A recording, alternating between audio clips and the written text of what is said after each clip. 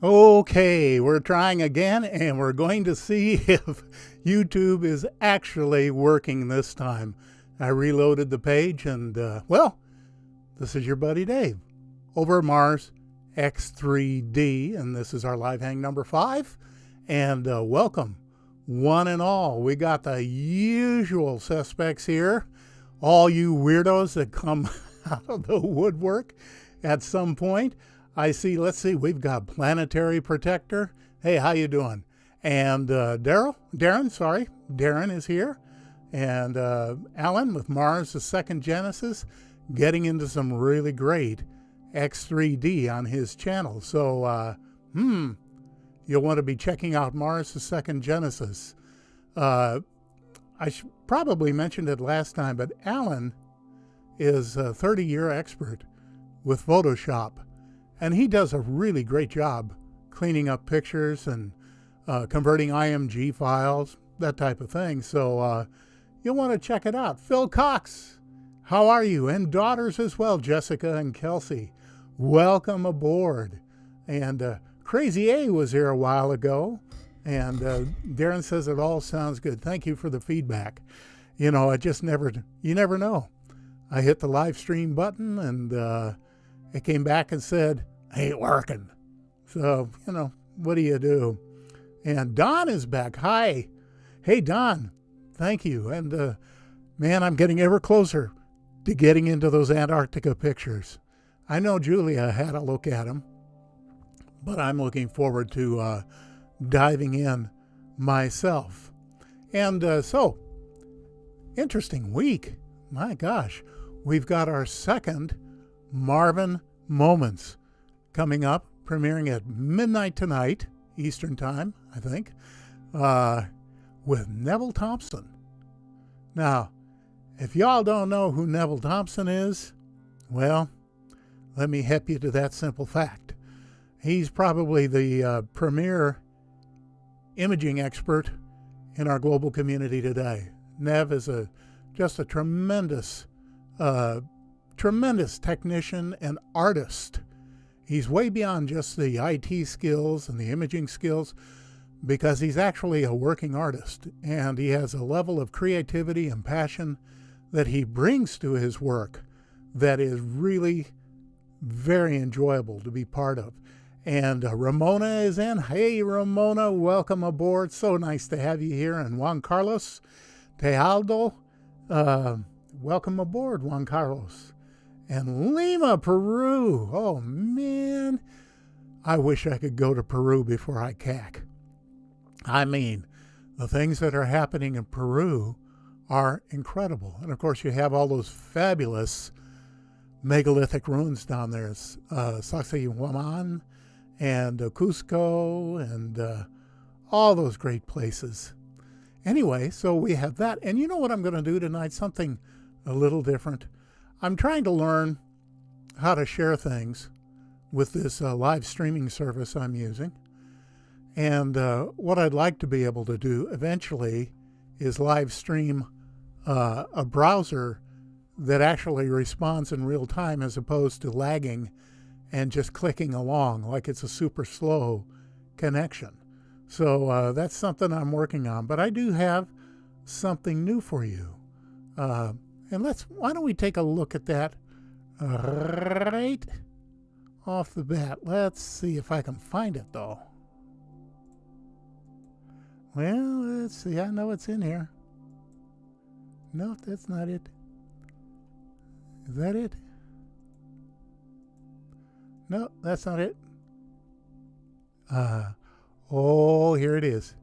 Here it is. Now, before I show this to you, there is a new Mars resource out there that is just fabulous. It has Curiosity, Spirit, and Opportunity on it. Percy will be joining the lineup very soon, but right now it has every sol of those 3 missions. And the pictures are not only fabulous, but it's a 360-degree view. And so you can spin your head around and be standing basically where the rover is, and look all around you. It's just wonderful. And you can select images or sections of images and load them in color. And for those of you who have stereo anaglyph glasses, the red-blue glasses, now they give a really crappy stereo image, but that's what NASA does. They have stereo images that you can load, put on your anaglyph glasses, and you're standing on Mars in 3D. And you can look all around, and there is every single saw. Let's see who's on board too. Martin, hey, good to see you, Martin. And so take a look at this. This is, I think, from 3049. And this is just a blown up section of the view. And look at that thing right there in the middle. Is that wild? Now, I don't know if that's an artifact, and I haven't examined it. I haven't downloaded it and pulled the shadows back and done all the technical things that you do to ascertain whether that's an artifact or just, you know, a rock that's been shaped in an interesting way. But this is all available to you, and I'm going to tell you the name of this place. Look at it in the upper left-hand corner, marslife.org. marslife.org. A wonderful, wonderful resource, and I can't wait to really dive into it and see what we get. Hello to Mimi. I knew you'd show up. I was counting on you. And, let's see what else. And Greg. Greg showed up too. Hi, Greg. Very nice of you people to come by and spend a little bit of time with me. And anyway, marslife.org is a wonderful resource in color, in stereo, with better imagery than what you normally get from NASA. So I'm excited about Percy when they get their so-called 4K cameras up and rolling. I'll be interested to see just how much better those are going to end up being. But I thought, as a little perk tonight, since you folks are kind enough to stop by and chat in the chat room and keep me company for a little bit, that I would share with you the images that are ready to go into this week's video. And some pretty interesting stuff there, I think. Of course, that's just me. I'm biased, right? Oh, boy. So take a look at this. This is something I call Metafossil. Okay, everybody, go into your X3D mode and take a look at that beauty right in the center of the picture. Now, when I first ran across this, I saw that spiral looking thing on the upper right of the piece, and I thought, oh, have we got a cranoid here, a fossil of a cranoid? And I'll show you one of those in just a moment or two. But then as you look at this in X3D, you can see, first of all, look in the shadows.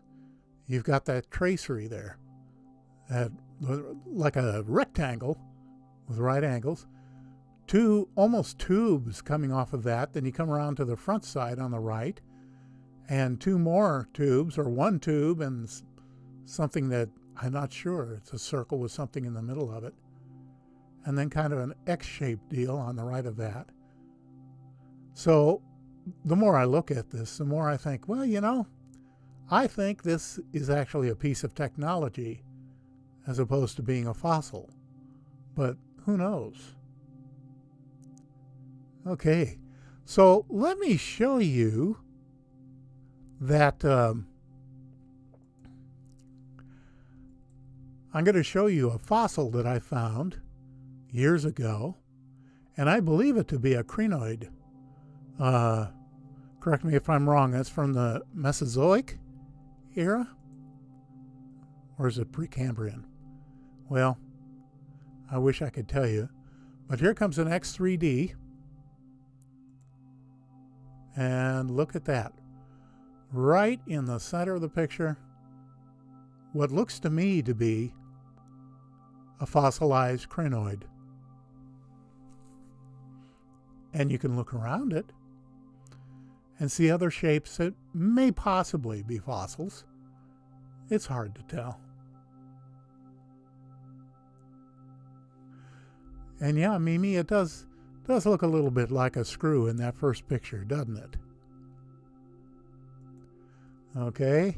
I don't know how long to leave these up or how many of you are actually committed to viewing an X3D, but I know I am, and I'm going to keep showing you stuff as long as I keep finding it.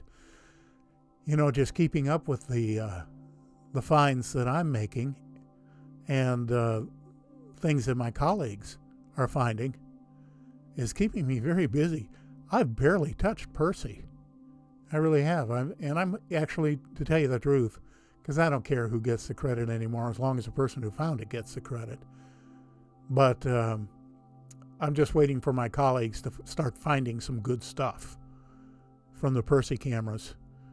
Then I'll go in and chase down the color and the stereo and the supposedly high res. Let's see about that. And produce them for the channel. By the way, I want to urge you, here's a little inside baseball that maybe some of you didn't know. And that is that Neville Thompson, when he was a young man, which was a very long time ago, was a professional bodybuilder. And for you ladies out there, and maybe some of you guys too, I don't know. There's several shots of him from that time in the Marvin Moments video coming up at midnight tonight. And they're worth looking at. He was awesome. He was a completely awesome bodybuilder. Very seriously. So you'll want to look at the video, if only for that. And of course, Nev maintains that he's just all soft now. And like me, you get up in age. We all used to be pretty buff young studs at one time, but as you get your priorities rearranged by life, you begin to realize, maybe that's not quite as important as it used to be. Anyway, and Mimi says she loves muscles. Well, look, you need to look at the video because Nev's got them. Okay? He's definitely got them. So let's look at another shot here. This is going to be in this week's video. Okay, and this is what I call a platform element. And take a look at that thing in X3D. Now, obviously, you're going to see those arches, those regular arches. 1, 2, 3, and then a reverse arch with a wheel in the center with something directly in the center. And, of course, you're seeing 90-degree angles. And then there are those two blocks on the left corner. A rectangular block, two rectangular blocks, actually. And this looks like an element to a platform or to a roof, if you're from the Midwest, that has seen better days. It's taken quite a beating, but that end piece that we're looking at has somehow survived all of that cataclysm. Maybe it was facing down, or maybe it was in a protected park, because it seems barely touched. I'm interested, too, in that kind of worm-looking thing in the big arch on the right. What is that? And it's sticking out from the flat surface of the item far enough to catch the sunlight. So that's actually a pretty good-sized piece.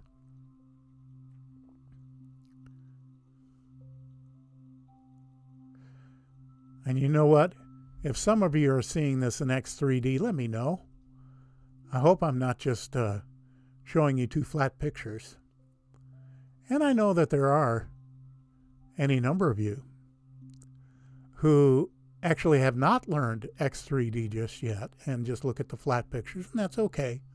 if you want to do that. But boy, you're missing a whole lot, because when that window opens up for you, you begin seeing things that the flat pictures don't reveal. It's just like if you walked around all day with one eye closed, or better yet, had an eye patch over it and played pirate all day. But you'd soon find out that everything was pretty flat and kind of not very interesting. Then you open that other eye and boom, everything comes back to life for you. And that's what X3D is. And yeah, you guys are seeing all kinds of things in those images, so I'm glad of that. And this next one coming up is something I found a number of years ago. It's from Sol 712, a Mastcam image. Oh, good, Don. Don's seeing it in X3D. Well, check this one out in X3D. Here it comes. Look at this thing. Now, I call it a quasi-quetzal. I was convinced early on that this was a snakehead, a carved snake's head. And this is quite massive, by the way. When you look at the video, I'll always include the context view, and you can see how large it is in the context view itself. It's way up near the top of a hillside. And then I had second thoughts. I thought, maybe it's just a formation. But then you see the line with the mouth and the holes that might be nostrils. I don't know. And hey, Alfie Joe Bob, he just came in the door and you didn't even knock, and that's what friends are for, right? Just come on in here. And Mimi, yeah, a lot of stuff we find on Mars is melted metal. Stuff that fused in the intense thermonuclear attack. If you read John Brandenburg's book, Evidence on Mars of a Nuclear Massacre, the calculations that the physicists at NASA have done indicate that the main device going off, first of all, came in from orbit, and it was as large as the Empire State Building. Now try to wrap your mind around that. The hydrogen bombs, cobalt bombs, red mercury, S bombs, the various things that we have are relatively small, but something the size of the Empire State Building? Oh my gosh. And that was just one. There were 3 of them. So that completely just obliterated the planet. Anyway, so here's our snakehead with that nice round eye carved in it. Somebody want to explain to me how natural forces did that? That would be interesting. Okay, and Mimi says the Universe Inside You channel has an interesting video about nuclear wars on Earth and Mars. Well, I might have to check that out. I don't know. And I know that Dr. John Brandenburg has plotted the blast patterns on the surface of Mars. And they are not trivial. They're huge. And obviously with devices that large, it would have basically stripped off the atmosphere, boiled the oceans, tsunamis, earthquakes, oceans sloshing back and forth. Everything that wasn't organic would have melted or been charred to a crisp. And of course, anything organic would have been just absolutely vaporized. So, yeah, we're talking about Apophis now, Ramona. And I know they've been saying that Apophis is going to come down and get us at some point. Maybe it will. I'm not too worried about it. I know where I'm going. Like heck, so I'm not worried about it. And how bad can it be? Who knows? Bad enough, probably. So I'm taking the time to show you guys. Oh, there's CC my Harley D. Hey, man. Good to see you. And that spring weather is coming on strong, isn't it? I live up here near Boston, out in the woods, and it's going to be in the mid-60s the rest of the week. Oh, boy, don't I love that. I'll take it. I will take it. I'm just sad that I sold my motorcycle after, how many years? A lot of them. 45 years. And, but I had a good run of luck. And I figured the odds, the laws of chance were catching up with me. And the traffic out here on the East Coast, they're crazy. Crazy, aggressive speeders and road rage and all that stuff. Hey, madman, the no masker. You're in Ohio. Hey, I'll tell you what. Allergies, Dave. Well, not allergies so much. I'm still recovering from my melanoma treatments on my head. And I should be fine by next week. There are no big problems. They caught everything and it's all taken care of. But I don't want to gross you guys out. I hate it when people projectile vomit in my presence. So I'm still wearing a hat today. But no problem. No problem there at all. Anyway, where was I? I get lost. It's so easy to get lost nowadays. Oh, yeah. No masker. No masker. I was out doing my couple of miles today, my old guy constitutional, walking on the campus of Wheaton College. And some young lady from 50 feet away started talking to me. Do you have a mask? Why don't you have a mask? I have a mask for you. I said, no, I don't have a mask. And she said, well, you should be wearing a mask. And I was going to walk over there and talk to her. And then I thought, no, I'm not going to talk to you because your virtue signaling would probably singe my hair when I get over there. So have a nice day, young lady. Imagine people being mask police. But that's where we're at nowadays in this culture, isn't it? Hey, enough talk about that. Let's look at this next one. Okay, look at this thing. Now, when I first looked at it, I figured, well, it could be a rock. But by golly, look at those segments, perfectly even, going down the length of it.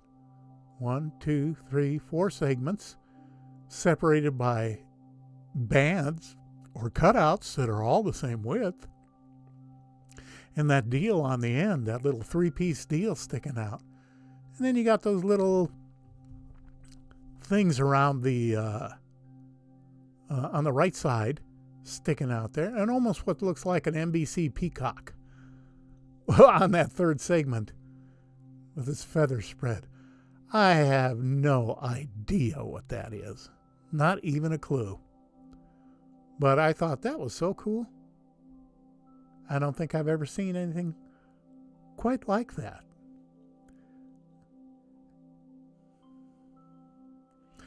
Yeah, Ramona, I think you're right. Early spring is usually followed by a hot summer. And Juan Carlos, I'm fine, man. Yeah, there's no worries. I'm healthy as a horse. This melanoma thing, it's disappearing literally by the hour.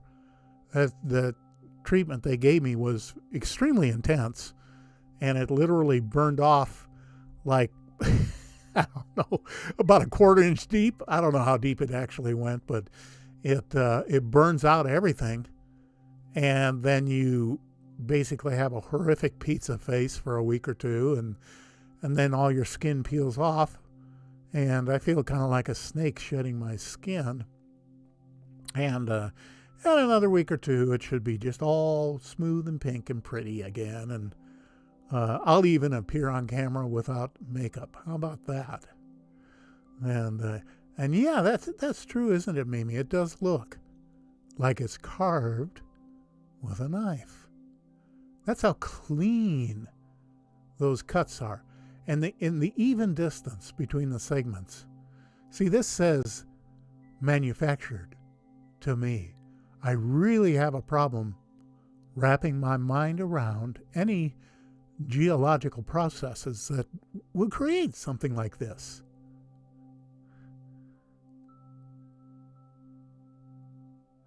Martin is asking, have you seen the SpaceX Starship launches?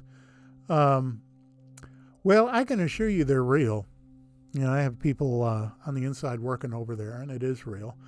But, you know, what's cool about Elon Musk is he makes everything look like science fiction, doesn't he? I mean, he grew up during the day, and he was making some really cool rocket ships. And the crew capsule was very, very avant-garde. And, of course, I would imagine people are fighting hand over fist to get on the pilot lineup for those missions. But, yeah, Melanova, yeah, the sun is not nice to us. And, you know, all my life, of course, I worked 20 years in Florida.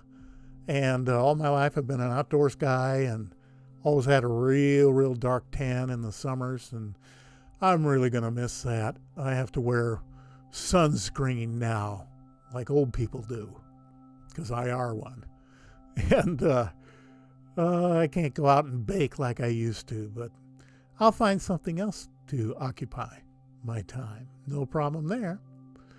And yeah, the Don indicates that it does remind him of some of the megalithic stuff here on Earth. We've found, Don, a number of items on Mars that are exact matches with the megalithic work in Peru, and which is really interesting to see, because you start thinking, okay, are you guys from Mars, or did we go to Mars and come back? Or there was a cross-pollinization, wasn't there, between ancient cultures on Mars and on Earth? Mimi, I wish carrying a parasol in summer was more of a thing here. Yeah, you know, I think ladies back at the turn of the 1900s had the right idea, carrying a parasol to keep their skin milky, creamy white, and soft. And in fact, having a suntan, actually for centuries and millennia, was considered a sign of a very low-class person, and that only the very elite could afford to stay indoors and not work in the fields and have that milk skin and bathe in entire bathtubs filled with milk. Now, I might ask my wife about taking a parasol with me when I go for a walk, but I don't know. I'm afraid I might get attention from people I maybe didn't want to meet. So, let's start a trend, Mimi. You betcha, girl. Get out there and do it. That's a huge thing in Asia. Mimi, where are you from? Are you from the States? And what state are you from? Or are you drifting in the astral realm? Curious minds want to know. So, here is another image to check out. Now, this is something my buddy Laszlo Shabalix found just recently, and this is from 1302 ML by Nev, of course. And take a look at that. Now, he maintains that's a boat. Honestly, I don't know. There's a lot of other erosion and geological stuff in the area that looks similar to that. So it might be a natural process, but you also can't deny that it looks an awful lot like a boat. A matter of fact, you know, any of these, let me tell you something. On these images that I present in the evidence, and I include the links down below in the description, and I don't hog up all the anomalies in these images. There are tons of anomalies in all of these images, tons of them. And if you're a newbie, or even if you're an old hand at anomaly hunting, these links and these pictures are a rich source of some really amazing anomalies. Mimi says Germany, in Bavaria. Oh, what a beautiful place to be. Oh my goodness. I am so jealous, but it's also getting pretty late over there. Mimi, aren't you, don't you have to get to bed? And Pagan is from Croatia, Zagreb. Hey, welcome aboard, man.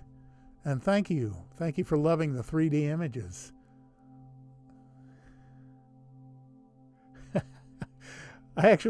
Don is telling me I need to get one of the Indiana Jones hats for sunny days. I actually have one. I don't wear it anymore, but I do have a kind of a big floppy hat that I use when I'm out on photographic missions, stereo photograph missions, because it shields my viewfinder and I can see the images to compose them a lot better than just out in the sunshine like that. And Lee Herring finally showed up. Sorry, a little late tonight. Weather's so nice in South Jersey. Finished up an outside job. Oh yeah, you're lucky to work outside tonight. But Lee, when you're late to the hang, you have to put a quarter in the cup by the door. So don't forget that on the way out. That's when it gets up to the top of the cup, I go out and I buy Twizzlers for everybody. Okay? And Ricardo made it. Hola, Ricardo, ¿cómo está? Yeah, isn't that a cool picture? I like that a lot. And Juan Carlos is reminding us that Peru is full of megalithic ruins. Lake Marcahuasi. Oh, man, those are incredible stone formations there. And lots of strange rocks in Nazca, yeah, south of Lima. Yeah, they had some kind of technology for working with stone, for making it soft so that they could shape it. You know, those, especially at Sacsayhuaman, it looks almost like these gigantic stones were made out of bread dough. And they just put them together and they kind of just flowed together like big lumps of bread dough would, and then hardened in place. And the fact that they used no mortar, that the surfaces are in precise contact throughout the thickness of the wall, and they're still standing after millennia of earthquakes and upheaval and erosion and all of that stuff. Let me see if I can catch up on some of these jello. Yeah, more like jello. Ricardo, oh yeah, you're in the UK and it's midnight coming up. I sure appreciate you staying up. And there's Six. Brother Six has joined us. Welcome aboard, my friend. And yeah, by golly, you know, if you don't mind hitting that thumbs up before you leave the room tonight, that helps me out. It tells YouTube not to cancel me. We're in the middle of cancel culture, and I'm doing good, Six. How are you? I hope you're doing good too. I'm doing great. Still got to wear the hat another week, but no problem. And yeah, they melted rocks like in Egypt. You know, there's an interesting theory on that, Juan Carlos, that the rocks in the pyramid, in the Great Pyramid, were actually poured in place. It was a very advanced type of limestone mixture, limestone cement. I don't know. Oh, man. Six, you forgot your quarter? Uh-huh. Okay. Okay, I'll let it slide this time, but I don't want to let that happen again. And let's see. There are many photos showing what resembled modern city ruins. Not sure of the location on the red planet. Well, yeah. And that's what got me into it, Mr. Seven Digit, was both my aerial experience and my amateur archaeological experience in the Middle East helped to train my eye a bit. And I went on Google Mars and I found archaeological ruins within 15 minutes. Unmistakable. And he could have knocked me over. I mean, I never expected that. And let's see what else people are saying. Yeah, it looks like another rowboat next to it, doesn't it, Ramona? And I'm trying to catch up here. These things, Pumapunco, yeah, that's another one. And that is in Peru. Yes, Mimi. That's another amazing, amazing place. Brian Forster, yeah. Boy, I'll tell you what, if you want a really incredible tour of Peru, book yourself on one of Brian Forster's tours. That man is an absolute wealth of knowledge, and he's quite the adventurer. He's a real-life Indiana Jones, and he's a good, solid, scientific guy. He does his research right. And, yeah, that boat is pretty cool, isn't it? Let me see what else we got here.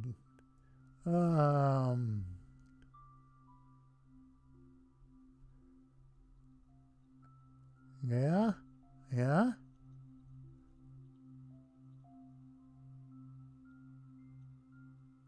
Well, that's very interesting, Don, because he's indicating that a theory that the stones were actually tuned to create a certain range of vibrational frequencies, and the scoop marks and those little weird nubs that are randomly placed on stones would be tuning for the stone itself.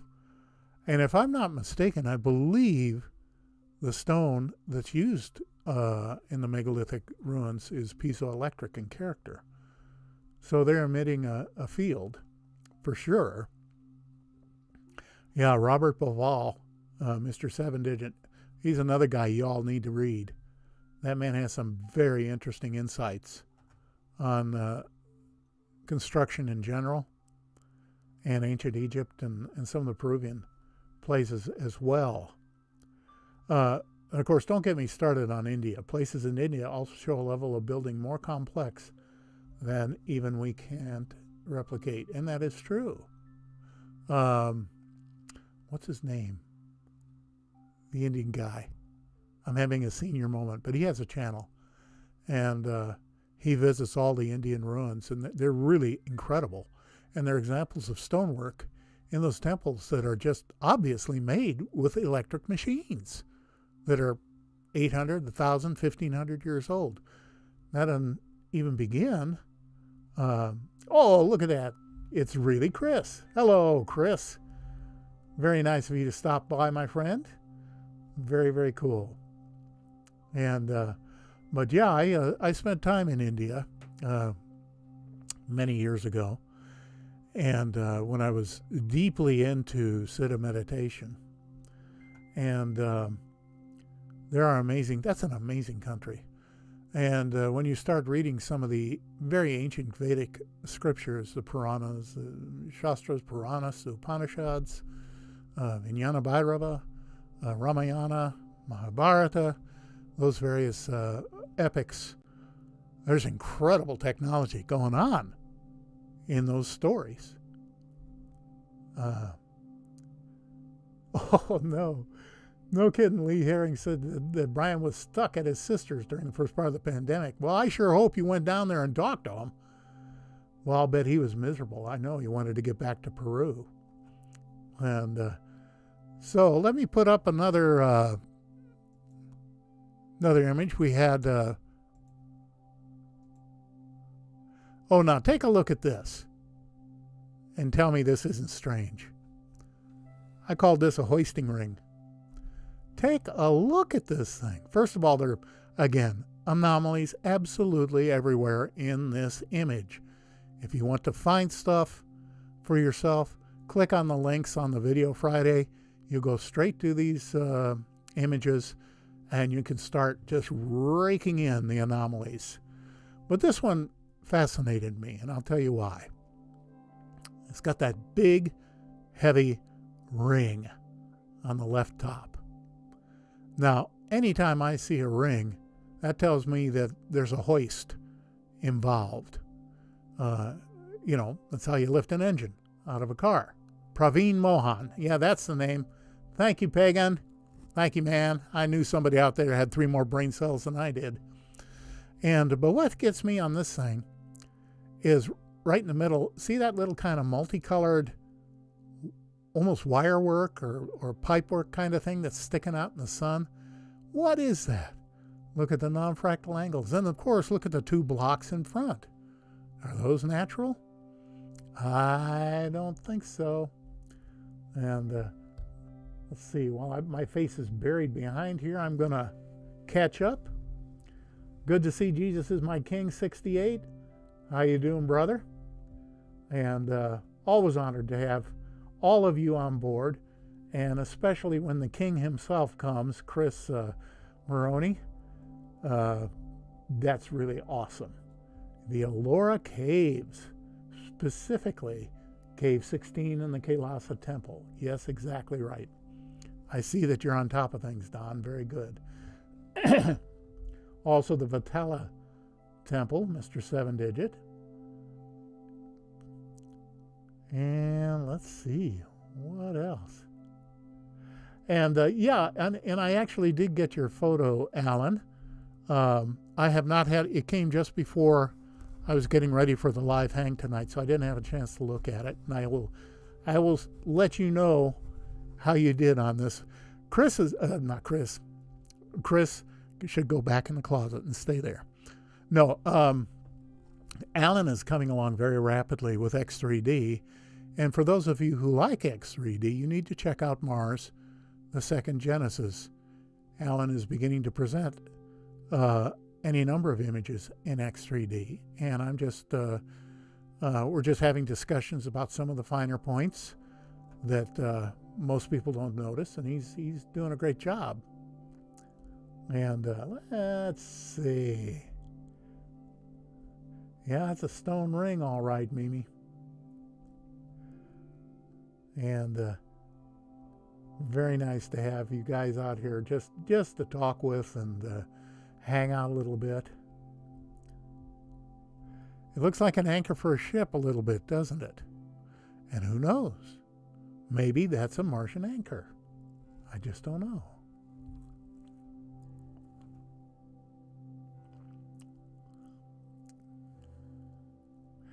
And Juan Carlos is correct.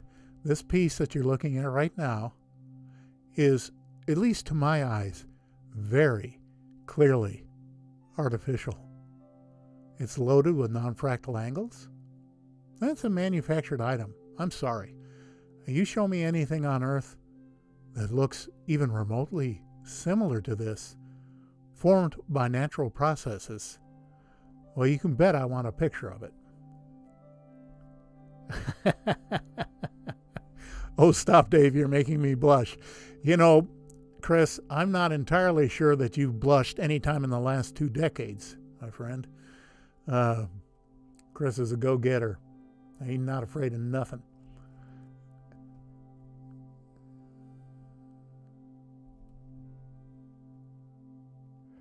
Well, and yeah, Pagan, he indicated it seems like the elevation of the centerpiece is an optical illusion.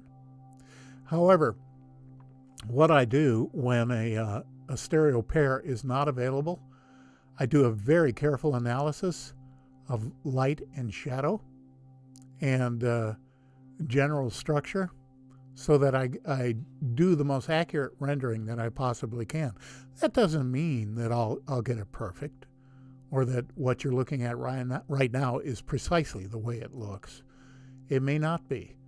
But after some 15,000 plus pictures, I'm starting to get with the program a little bit.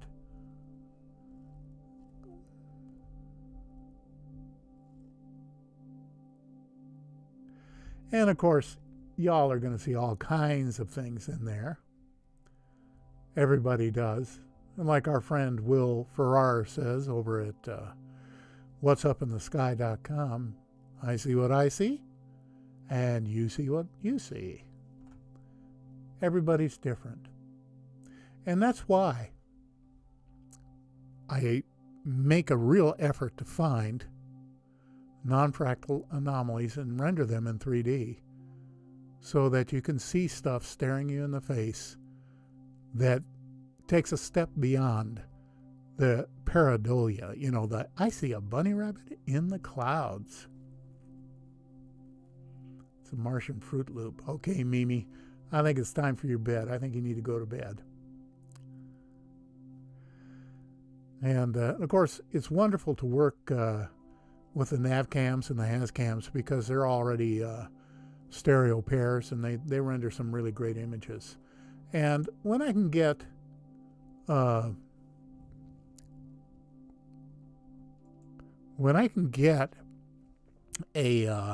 stereo pair off of the mass cams, there's a lot of work involved with that, especially in the cleanup. But when I can get a stereo pair from the nav cams, it's good. It looks real good. And Mr. 7-Digit was wondering if this is located on a plateau. Not really. It's a low hill with a gradual slope that's absolutely buried in debris, and there are literally hundreds of anomalies. And let's see. Okay.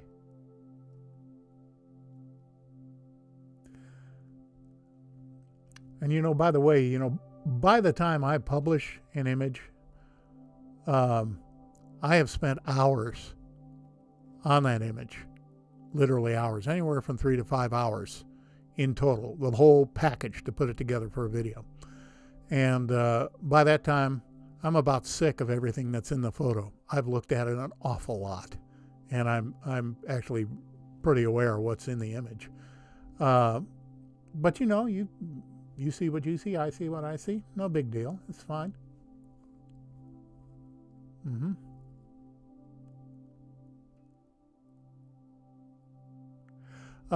Yes. Mars the Second. Alan is asking, is there a keyboard shortcut for auto align? Yes, there is. I had actually indicated that in the email I sent you, but if you look at the top of the menu bar, approximately in the center, there's a little rectangle that says auto. And just hit that, and it'll align those stereo pairs perfectly. Now, sometimes you don't want that, and you'll discover occasions where that's the case, and you have to align it with a grid. And you can hit Command or Control G in Stereo Photo Maker, and that'll place a grid, and you can determine the size of the grid, up or down, whatever you like. And you pick homologous points in each picture, say the top of a rock, and you line it up on the grid, and then get rid of the grid, and you're good to go. And it's a manual adjustment, and that's how we used to do it in the old days with film. We had just exactly the same kind of thing, only we had a light table, and we had a plexiglass overlay with lines on it, and we do our own homologous point alignment. Okay. Yeah, Mr. 7-Digit, he's saying, yeah, it's machine made. And I can't zoom out further on this particular image, but when you watch the video on Friday, I always include a context view before I go to the detail view. Now, what you're looking at tonight are not context views, they're detail views. When you look at the context view, you get an idea of the lay of the land. I used to know her. And you also get to know the geology, the relative distance from the cameras. Just a whole lot of data that gets fed in, and that's why I always include a context view. But no, I can't zoom out on these. They are what they are, made to fill the screen. So let's see.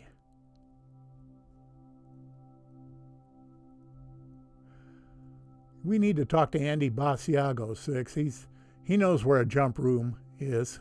I don't know if they'll let us use it. And I'm looking forward to that video, Chris. I'm glad you're working on Perseverance. Yeah, that sure looks like debris to me all around it. And so I'm anxious for some of you guys to start picking stuff out.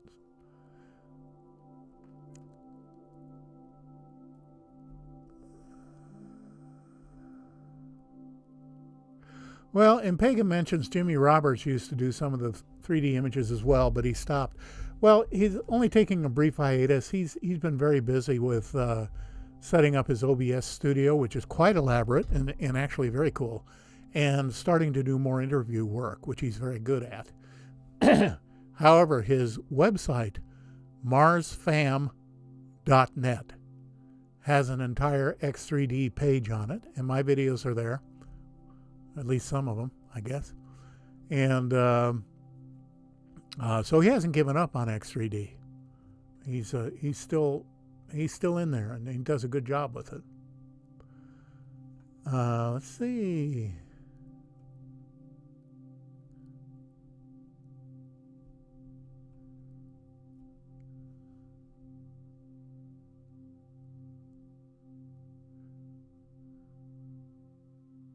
Yeah, Ricardo, you're absolutely right. The context view is absolutely essential. How are you supposed to know if something is 2 inches across or 20 feet? How are you supposed to know without some context? Now, normally metrics can be found on the nav cams, has cams, not so much on the mast cams. I'm hoping that Percy has metrics, but it's going to be 6 months before those images show up in the analyst's notebook, where all the scientific data is accumulated with the images. And that's frustrating, because I would love to have better metrics, especially on the mass cam images.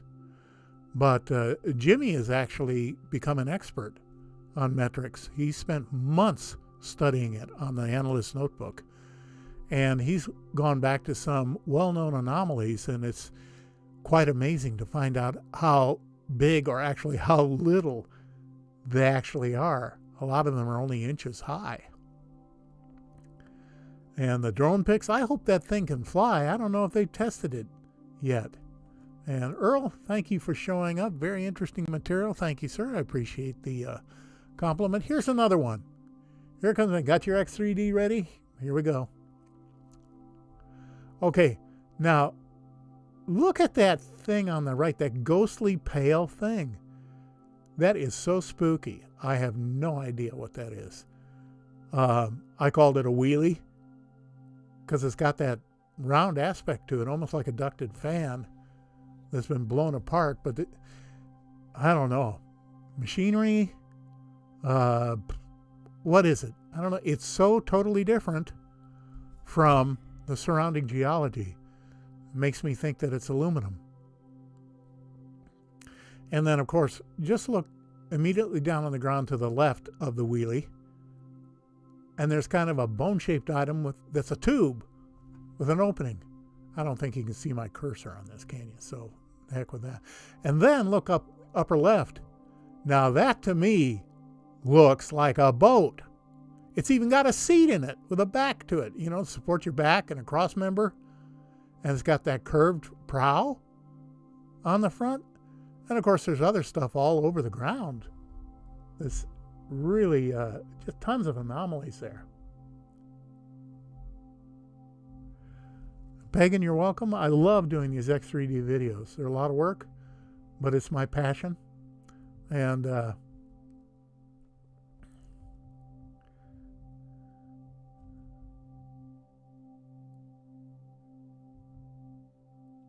good. Chris is saying that the next couple of weeks, the rover will fully test all of its tools, and then it will drop the copter. Boy, that's going to be a heartbreak if that thing doesn't fly, won't it? But I think it's going to. I think they don't need to worry. Even though the air is thin, most of the time it's quite cold, and that means the density altitude for you pilots out there, that those blades are going to cut into the air much better. It's thicker air, basically. And so it should be able to fly with no problem. And it does look like crumpled metal doesn't it? Like metal parts. It could be bones, could be a canoe in back. Looks like a dump site for metal parts. Well, most of Mars looks like that. And again, let me encourage you to go to the link in the video when it comes up Friday. Click on the link and go to this pan. And man, is it loaded with stuff. Yep, it's another boat, 6.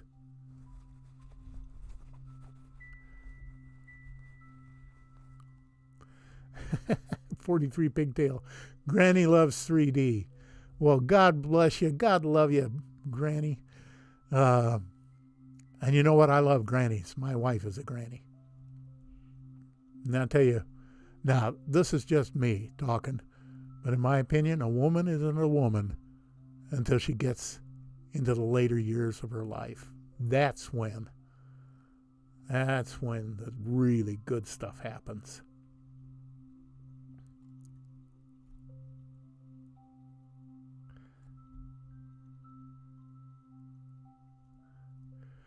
Yep, Madman, I saw your sock there too. And who knows, maybe your sock caused the massive die-off of biological life on Mars. Would be interesting.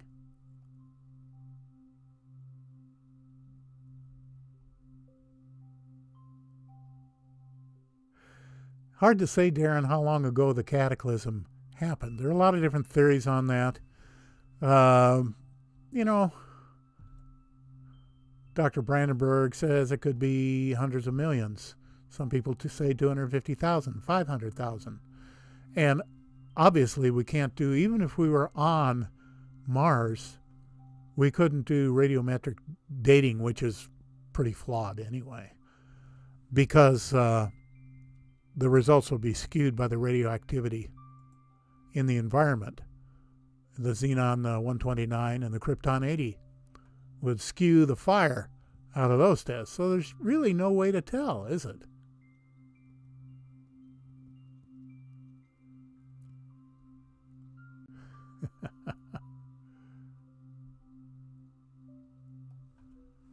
Okay. Yeah, 6, you worked in metal shops. You know scrap yard, or lay down yard when you see one, don't you? Although I don't think this was a voluntary lay down yard. I think it was just an accident. Okay, if you got your X3D ready, I'm going to bring up another one here.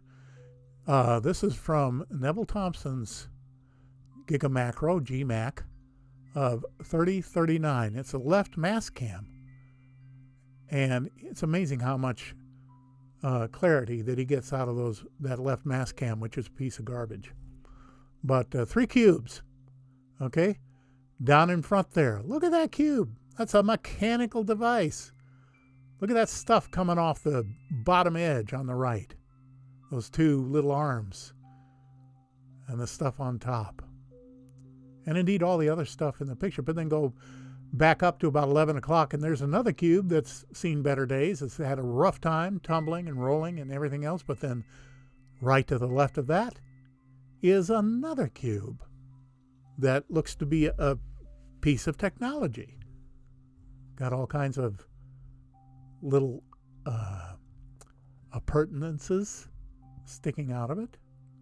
So that's amazing when you find 2 or 3 things together like that. That doesn't happen all that often.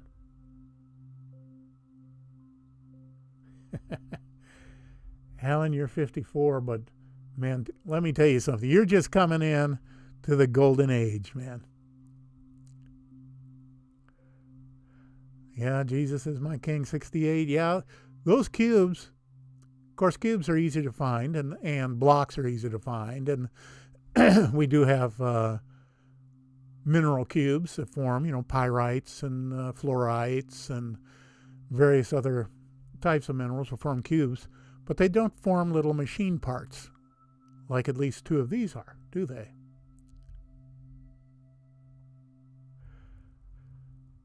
And Mr. Harley is asking if I've seen any vehicles on Mars. And I would have to say no. And the reason I say that is because I'm very strict with myself.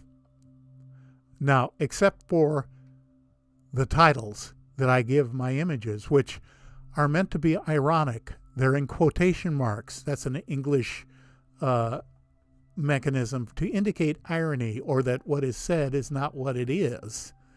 And I will free associate and assign a name, and believe it or not, that helps me find them when I got to find a particular image later on. I actually can remember them that way. Oh, the helicopter works fine. Yeah. 6, I'm reluctant to call anything an animal. I understand people's enthusiasm, and that's okay. But I think any kind of life that we're going to find is going to be basically underground.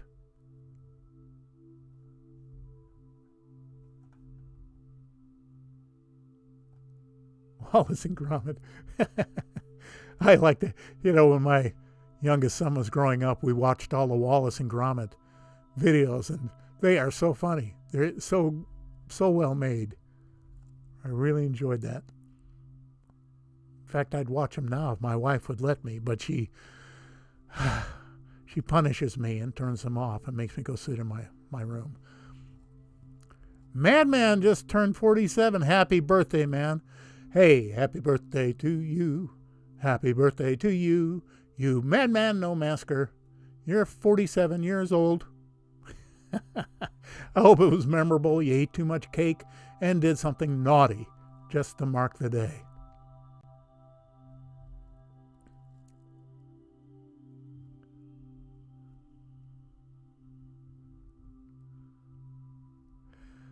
Well, I don't know. I don't know. I see what I see. You see what you see. And by the way, do you think I should interview Will Ferrar for Marvin Moments? I'm not going to be able to do an interview every week. I'm just too busy. But I want to salt him in now and then. And Will is an old timer, man. He's been at it quite a long time.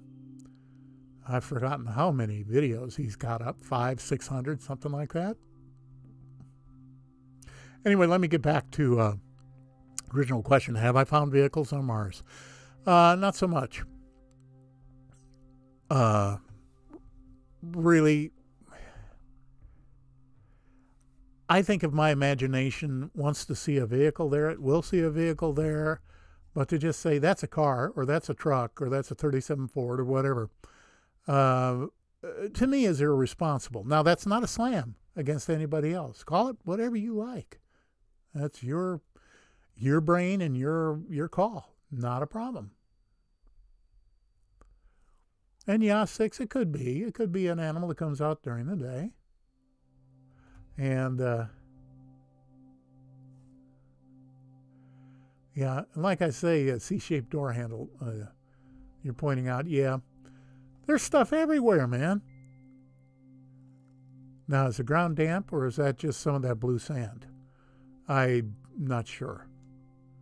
Normally speaking, when we have found standing water and running water, but normally when we see water on Mars, it's seepage coming out from the base of a cliff and running down a sand dune. That's normally what we see. So likely this isn't water. Okay, well let's send this one back to the bin. And I'm going to make you look at me again. Sorry about that. But we're coming up for another maybe 10 minutes or so.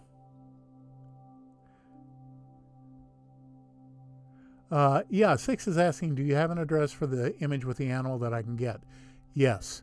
If you'll be patient, well, you could write down the shortened link that's on the image itself if you wanted to do that. I put the shortened URLs up there so they're easy to copy down and type in if you're a reasonably adept typer.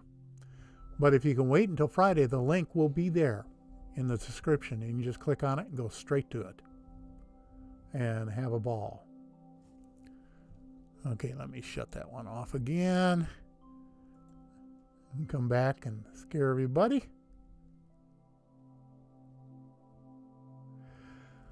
Well, the rest of the ground there, Ramona, is basically rock. It's bedrock that's been exposed, and the sand is just drifting. And we have a lot of dark colored bluish sand on Mars that sometimes people mistake for water. But I think if it was water, that we'd be seeing a different albedo or reflectivity from it. We'd be seeing things that indicate it's water, its translucence, or ripples, because there's almost constant wind on Mars, as I understand it. I think we'd see something that would say, yeah, this is water for sure. And 6, cool, yeah. Be patient, man. It's all there. What a lot of people don't understand is that my videos are very well cited. The links are always there, plus other resources in the description, plus an email if you want to email me an anomaly. And yes, I know I've got all your anomalies and I'm trying as hard as I can. No, let me put it another way. I'm really working diligently at putting them into my workflow so that I'm getting to each and every one of them and give you an answer back. And if there's something worthy of investigation, I'll certainly dive into it. But with perseverance and all the stuff, all the mud hitting the fan right now, that's a little tough. So please be patient. I'll let you know if I'm going to use something that you sent me. I'll drop you a line and let you know it's going to be in next Friday's video. They have your 15 minutes of fame. Oh, man. Ramona says, I wish I could remember 47. And Earl says, yeah, please have guests. Well, that's what the Marvin Moments is to have a guest on and spend some time talking to people that are movers and shakers in the Mars anomaly world. I'd like to interview Chris at some point if he'll put up with it. I like getting a little, that stupid old phrase, up close and personal, and learn a little bit more about the people that I've admired and respected and followed all these years.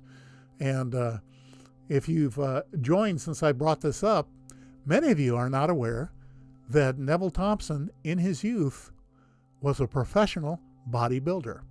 He competed and made money with his body. He's such a slut. But actually, there are, I think, 3 images that he shared with me that will appear in Marvin Moments tonight at midnight and tomorrow, Wednesday.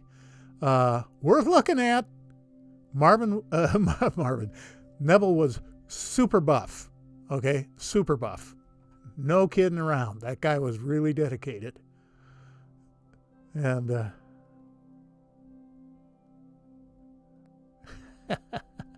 drummed up sudden change from X3D to a flat shot of me. Made my eyes cross crash. Well, my friend, there may be a lawsuit there. I would investigate legal counsel and see what kind of recourse you have. Maybe you could get this thing shut down once and for all, And so sorry about your eyeballs slamming together like that. There is interest, Mimi, in the planet Mercury. There have been a lot of anomalies found on Mercury. But, it's like the difference between a massive buffet and a ham and cheese sandwich. If you're given a choice, which one would you pick? Mars is that massive buffet. But yeah, there are a lot of things on Mercury that have been found and shared. Oh, this is the 100th upload on my channel. I'll be darned. Thank you, Darren. I didn't know that. Wow. I deserve a prize. Maybe my wife will let me have my teddy bear tonight when she texts me in. I can only hope. Okay. Yeah, and Alfie Joe Bob, you're absolutely correct. A lot of that sand is painted in to hide what NASA doesn't want us to see. Absolutely correct. And Chris says, yeah, anytime. Super. Thank you, man. That's very cool. Be ready for some of the questions I'm going to ask you, though. There's certain things we won't talk about, I promise. And Renee is here. Renee van Oosterhout. Oosterhout. I hope I'm pronouncing something close to that. Okay, and Renee, we've just explained to the other latecomers this evening that when you're late, when you leave the room, you're required to put a quarter in the soup can by the door. And when that can fills up, I buy Twizzlers for everyone. So don't be a slacker.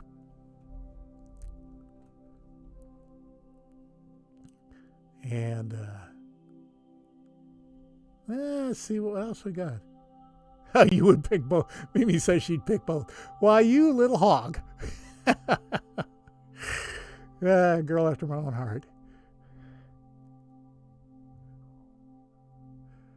Well, and let me put it this way, Martin. There seems to be structure on all the planets we see. Every single place to which we have sent an off-world probe has discovered anomalies, structures, mechanics, ruins.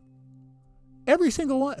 Every comet, every asteroid, every moon, the planets. Wasn't there something that scrambled away from the lander on Venus, the Russian lander on Venus? When it touched down, there was something that scooted away. Anyway, that's everywhere. Life, I believe, is a prime directive. Ox tongue and bacon. Oh, Lordy. I'll tell you what, now people say tongue, and you go, ooh, not for me. Well, I grew up in Iowa, and pork tongue. You used to be able to buy pork tongue in a little can. It was smoked and cooked. Let me tell you, that was just about the best thing in the whole world. But I'll be danged if I can find it anywhere out here on the East Coast. It's such a shame. Because I had that. So I can imagine ox tongue would be fabulous. So Mimi, if I ever come to Bavaria, I'm going to insist on you making me an ox tongue and bacon sandwich. That sounds absolutely scrumptious. We're about ready for another picture? Pig's nose is good too? Yeah, sure it is.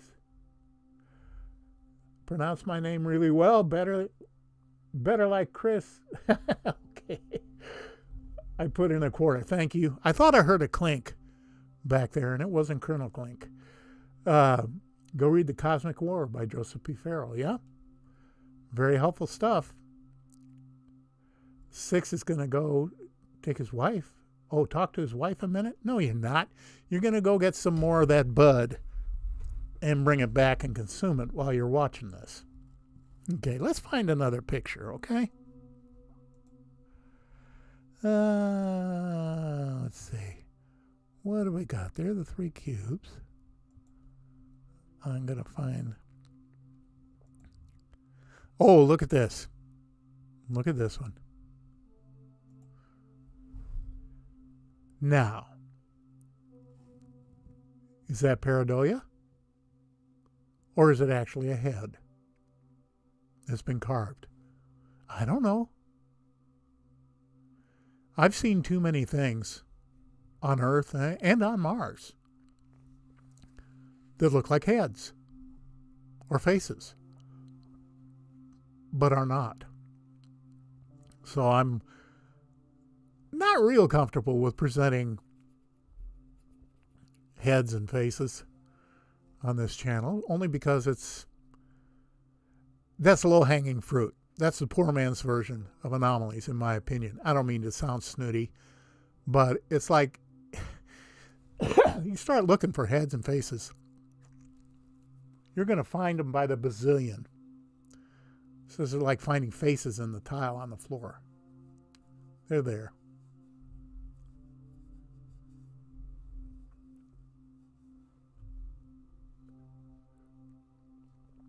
Earl said Jim Mars was on Coast to Coast and said he'd been on a secret spaceship and been to Venus.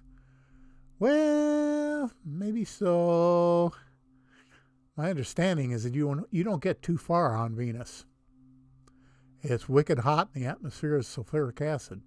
And the pressure at the bottom of the atmosphere is, I forgot what it was, but it's like being like 15,000 feet under the ocean or something. It's absolutely deadly.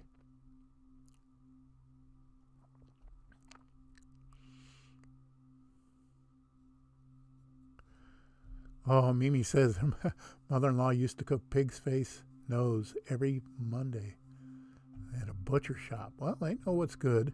You see, the more a muscle is used, the more tender and flavorful the meat is. And that's why tongues make such a wonderful meal of animals cooked. I know what some of you are thinking out there, and it makes me sick.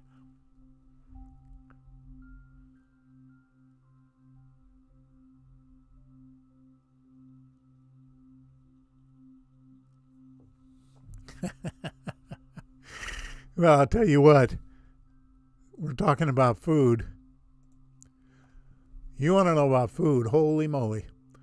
I was in the first jazz band to travel mainland China back in the early 90s when they dropped the bamboo curtain. And we did a 40-city tour. And, you know, those people are hungry over there. They eat just about anything. Seriously, they eat anything that moves. My personal favorites, we often had meals where we couldn't identify what the food was in the middle of the table, except that it appeared and smelled like maybe it just came out of the grave. Really nasty stuff. But we were in the town of Guilin, where they, if you've ever seen those silk paintings from China that have the mountains that are almost like dunce caps, real narrow pointed things, that's Guilin. And they actually look like that, believe it or not. There are lots of caves there and everything. Very cool place. But walking in the city, and there was a fellow there with a little cart, and he was frying cockroaches in a wok. And as they cook, he'd dump them out, roll them in sugar, put them in a jar, you know, a long, narrow jar.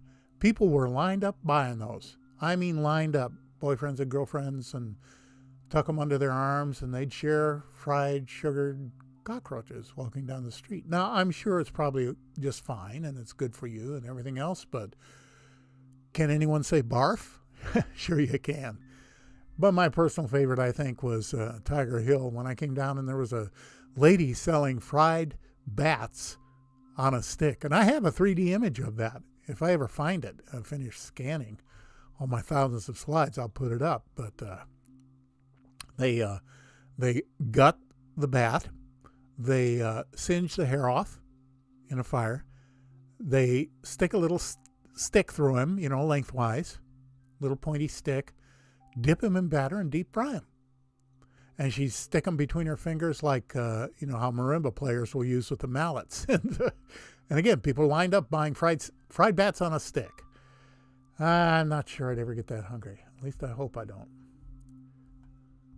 Okay, let's catch up with you guys here.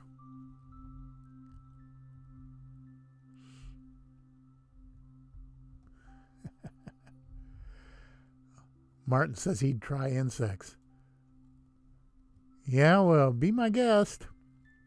When we were in China, our sax player bought about a 10-inch fried scorpion and ate it. And then they used the stinger as a toothpick. And he's a braver man than I am.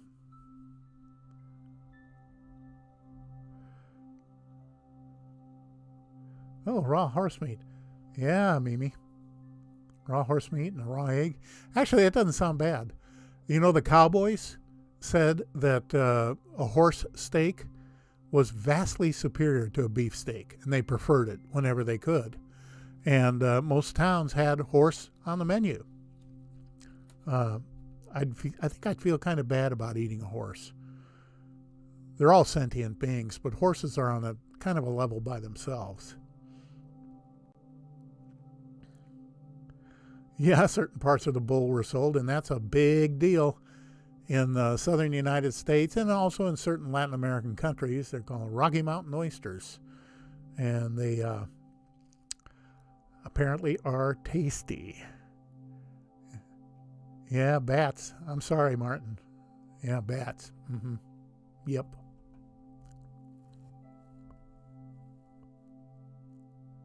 Yeah, everything tastes like chicken, doesn't it, Earl? Even rattlesnake. Rattlesnake tastes like chicken. Possum tastes like chicken. Really greasy chicken. Oh, yeah. Souse.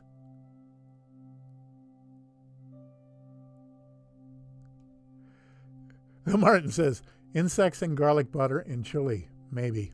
Let me tell you something, my friend.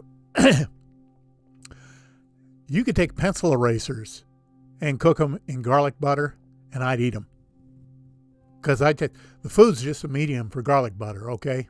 I mean, if you're going to be completely honest about it, garlic butter is one of the essential foods in life.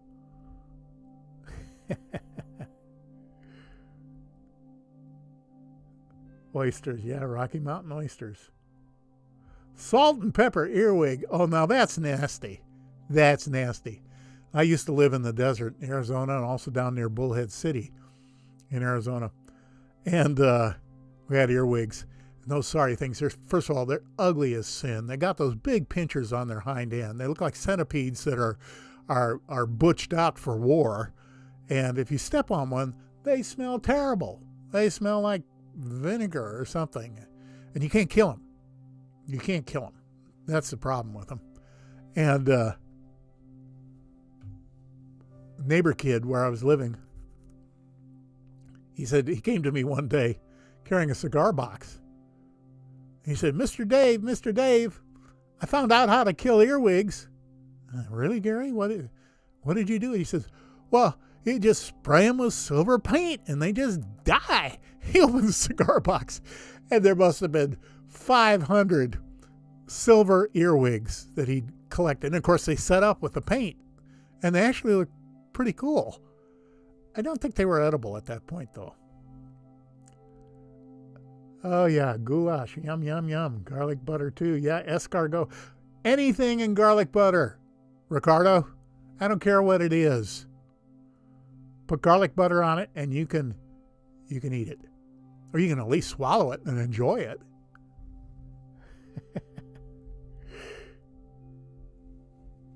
Anyway. Well, we're coming up on that time, folks, where we're going to have to knock her down. Let me show you one more thing here. I showed this right at the beginning of the show. Okay, take a look at this. This is a site that Nev hit me to. It's called marslife.org. And you can see the address, the URL, right up there in the left-hand corner. This is a fabulous site. It's got all of the solves from Curiosity, Spirit, and Opportunity. And they're 360-degree view. They're in anaglyph stereo if you have anaglyph glasses, so you can stand where the rover is and look all around you in 3D. They're in color. You can load the color ones, and they come up just great. And they're also higher resolution than what we're accustomed to. So, and I'd pulled this section up here. That's a pretty strange looking bit of something right there in the middle of the screen. I don't know what that is, but it could be an anomaly, or it could just be a rock that's beat up a little bit.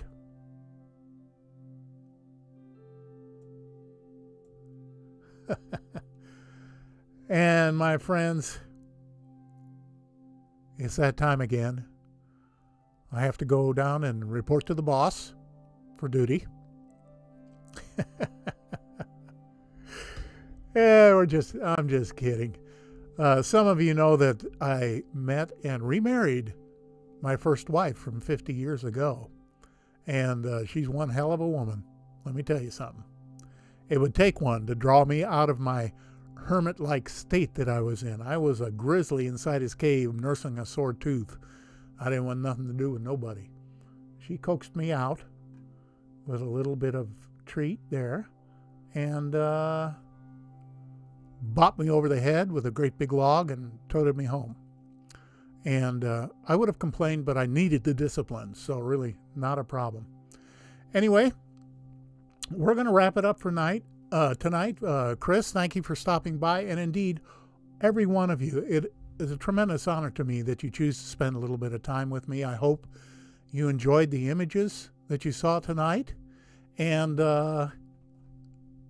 just remember that at midnight tonight on Wednesday, the Marvin Moments interview with Neville Thompson is going up. And this Friday, a brand new video with many of the images that you saw tonight. So I hope you'll stop by and have a look at it. So this is your buddy Dave over at MarsX3D. Be well.